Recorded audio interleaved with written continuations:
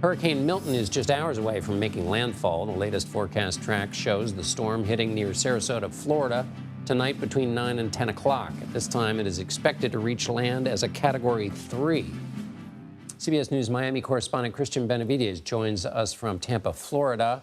Cristian, so what are you seeing right now, conditions there in Tampa? John, in the past couple of hours, we have seen that conditions have started to deteriorate here in Tampa. What we've seen are some of those rain bands that are coming in. We see heavy rain and very strong wind. In fact, we saw some debris that was flying out in the street.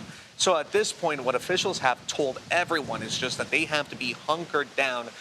They've said it's too late to evacuate. At this point, you got to be where you're going to be to ride out the storm. I think another thing that folks got to keep in mind is that this storm certainly accelerated.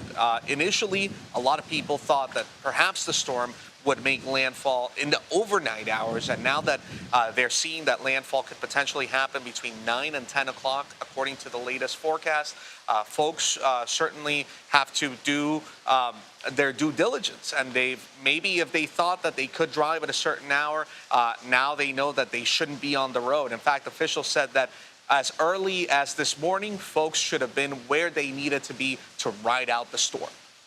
And Cristian, as if there wasn't enough craziness, there's tornadoes now and tornado warnings. How much is that getting in the way of emergency personnel as they're trying to handle this? Over 100 tornado warnings, 12 confirmed tornadoes in the state of Florida. It's just part of what you can expect when you see a major hurricane like this.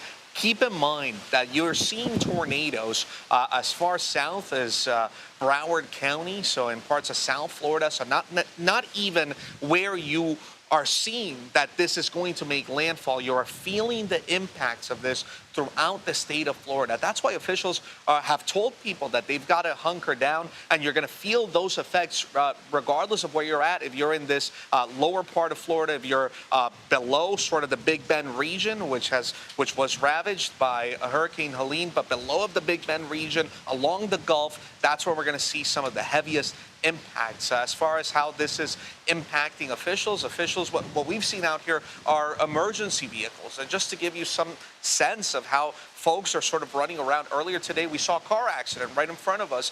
Folks that, you've got a vehicle that ran into an emergency vehicle. And so you have emergency vehicles that are tied up trying to get a sense of that. And that's why officials said you've got to be hunkered down this morning. But of course, everyone was sort of scrambling throughout the day. At this point, everyone is bracing for impact along the Gulf Coast of Florida. Right. Hunker down to be safe and also get out of our way. We don't know where the Milton's going to hit, so we don't know if it's going to hit Tampa. But if it does, Tampa hasn't been hit by a major hurricane since 1921.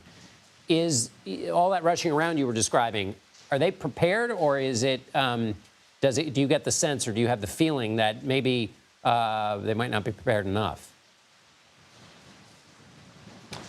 John, it's truly heartbreaking to see what's happening, because so many of these coastal communities were just slammed by Hurricane Helene, absolutely ravaged by only about 5 feet of storm surge. So let's say what folks, the latest forecast says there could potentially be up to 9 feet of storm surge.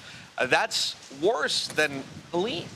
And it's just so difficult to, I spoke to one woman yesterday who told me that she rode out Helene. She thought she was going to die. The water that came into her home was almost up to her neck. Lived in St. Pete Beach for 44 years and had never seen storm surge like that. And Helene was about 100 miles from the coast from here. So because those communities were already impacted, you had folks who throughout the day were just sort of salvaging whatever was left over from Helene, because people had already lost nearly everything that they had accumulated. And it's just so heartbreaking to think about that. Those folks evacuating, there's also a crunch to figure out housing, because folks who had already lost their homes or had their homes be uninhabitable were already packed at hotels throughout Central Florida, and now more people evacuating. It's certainly a very difficult position for people to be in. Cristian Benavides in Tampa, Florida. Thank you so much. As we reported earlier this week, officials are working to combat the rapid spread of misinformation regarding hurricane and disaster response. Earlier today, President Biden called the myriad of lies, including, get this, that the government is controlling the weather. The president called it stupid. Well, the last few weeks, there's been a reckless, irresponsible, and relentless promotion of disinformation and outright lies that are disturbing people. It's undermining confidence in the incredible rescue and recovery work that has already been taken and will continue to be taken. And it's harmful to those who need help the most. I'm joined now by the executive editor for CBS News Confirmed, Rhona Tarrant. Rhona, thank you so much for being here again. Second time this week. Why do you think there is so much misinformation around FEMA and these disasters? Well, one thing to note is after big natural disasters, there's always misinformation. Generally follows the same pattern. There's rumors that are taken as fact. There are secondhand reports, again, that are reported out and repeated. But the difference with this is just the massive scale of it. So what officials are saying is, FEMA has said they haven't seen this scale before. And they're also seeing, it really reaching the mainstream. So we often see these fringe conspiracy theories or political arguments. But what's happening now is they're really reaching the mainstream on social media platforms. And you have high-profile politicians, including former President Donald Trump, who's also repeating them. And that further pushes it into the mainstream. So not just FEMA, but also local police, local firefighters are having to put some of their limited resources actually into debunking these so that people know the truth. So if we were to boil it down, is it sort of a combination of technology, which is spreading it wider, and then people with a platform, politicians, are bringing it to their platform, which makes it wider? Is that sort of the two main contributors? That's it. And I think, we look at, Hurricane Katrina, which was over 20 years ago, or almost 20 years ago. Misinformation was a problem then as well. What you have now is social media brings it much further and then also into the mainstream. Right. So where should people turn if they're looking for clean, clear information, and sort of give us some of the habits of sort of the hygiene a little bit of how to deal with information you may be hearing in a high-stakes, tense environment like this? Right. So there's no silver bullet, but there's sort of a few best practices. Number one, if you're in one of these areas, get your information from official sources. So local police, local firefighters, if it's in Florida, the Florida Department of Transportation, for example, is giving out information about roads. They are the best place to get information about logistics, safety, where you can go, when you can return. Local media, national media, it sounds obvious to say, but we vet information before we put it out, which is not necessarily what you're going to be getting if it's on social media. And the third thing is really more of like a media literacy thing. But if somebody sends you something, a really dramatic account of something that sounds like a conspiracy theory or a really dramatic video, just pause. Think, where am I getting this from? Do I have corroborating information about this? And just look it up. Just a simple Google search can bring you to a fact check about something. So it's really about being skeptical about what you see online, but not overly cynical. And can we just expand that? I mean, should that be the new default setting? Because you don't deal just with hurricanes and other things. You deal with misinformation in politics and every other part of American public life. Is that a kind of a good default setting for anything we hear that might sound exciting, but maybe it doesn't come from a source? Right. And I think you should be aware of why people are sharing things with you. So some people are trying to push a political point. Some people are trying to mislead. Some people might even be trying to scam you, as is the case often after hurricanes. Really what people need to do is understand where they're getting information from. So who is the source of this information?